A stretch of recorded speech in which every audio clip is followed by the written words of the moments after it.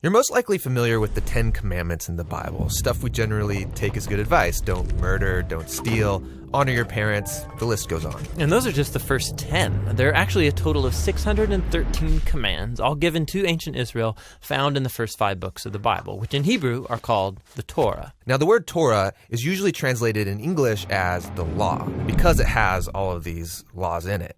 And as you read through them, you wonder, am I supposed to obey some of these, all of these? I mean, what's the purpose of the law? Well, that translation is kind of confusing because while the Torah has laws in it, the book itself is fundamentally a story about how God is creating new kinds of people who are fully able to love God and love others. And when Jesus taught about the Torah, he said that he was bringing that story to its fulfillment. So walk me through the story and how it's fulfilled. So the story begins with God creating humanity who rebels. And God chooses Abraham to bless all of the nations through his family, who end up in slavery down in Egypt, and so God rescues them. Then at Mount Sinai, God makes a covenant with Israel, like an agreement. And all of the laws that Moses gives to Israel are the terms of that agreement. They're like a constitution. And so some of the laws, they're about rituals and customs that set Israel apart from the nations. Other laws are about social justice or morality. And by following these, Israel would show the other nations what God is like.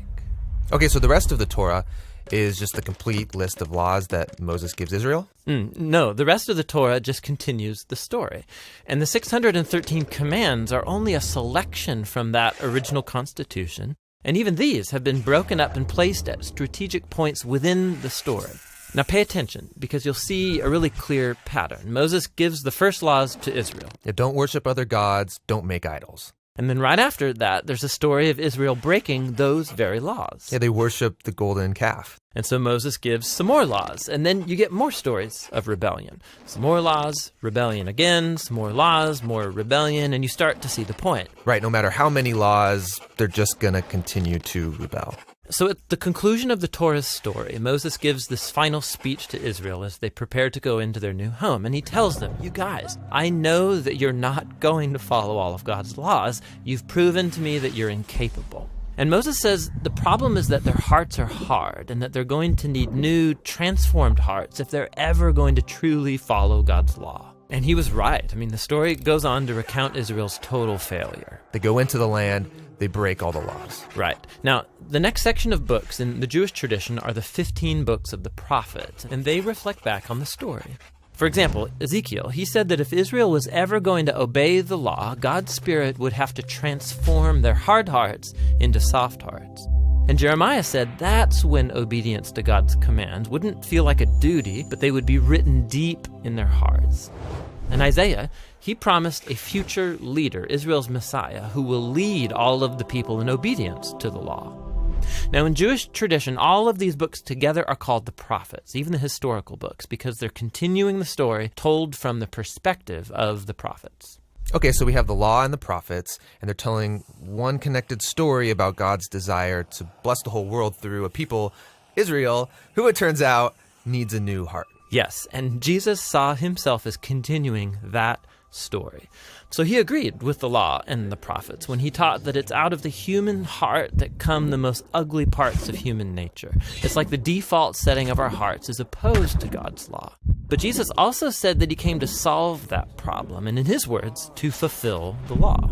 So what does he mean there, to fulfill the law? Well, first he said that the demand of all of the laws in the Torah could be fulfilled by what he called the Great Command, that we are to love God and to love others. So that seems pretty easy. I mean, we all want to love. Well, we think we want to love. But Jesus showed how love is far more demanding than we realize. So he quotes the law, do not murder. And he says, yes, not killing someone is a very loving thing to do.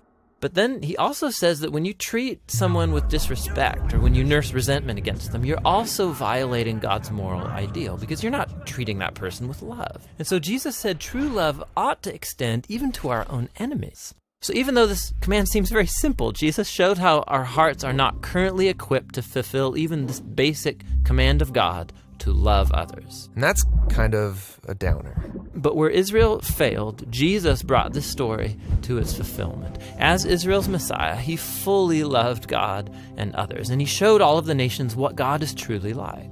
He did this through his acts of compassion and mercy, and ultimately by loving his enemies even unto death. And after his resurrection, he told his followers that he would send God's Spirit to transform their hearts so that they could follow him and fulfill the purpose of the law, to love God and to love their neighbor. So this fulfills the story of the law and the prophets, or in the words of the Apostle Paul, the one who loves fulfills the law.